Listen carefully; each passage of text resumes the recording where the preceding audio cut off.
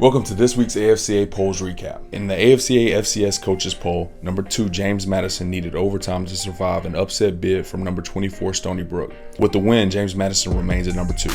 Following yet another North Dakota State win over a ranked opponent, the Bison received all 26 first place votes and remain the number 1 team in the nation. The rest of the top 5 remains unchanged following wins by South Dakota State, Kennesaw State, and Weber State. Week 7 will feature a trio of top 25 matchups. Number 2 James Madison hosts number 7 Villanova, and number 1 North Dakota State will face number 10 Northern Iowa.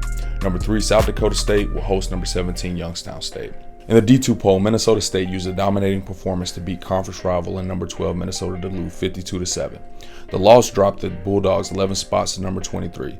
Minnesota State keeps their number 3 spot in the AFCA Division II coaches poll and moves their record to 5-0. Valdosta State remains number 1 after a 42-17 win over Mississippi College. Ferris State, Tarleton State, Notre Dame, and Ouachita Baptist round out the top 5. In the D3 poll, Wheaton's 35-21 victory over number 5 North Central in the battle for the Little Brass Bell secures their number 6 spot in the AFCA Division III coaches poll.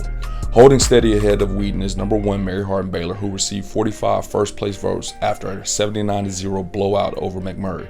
Mount Union, Wisconsin Whitewater, and St. John's hold their places from last week, but with North Central's drop in the poll, Muhlenberg jumps up 2 places to number 5 this week.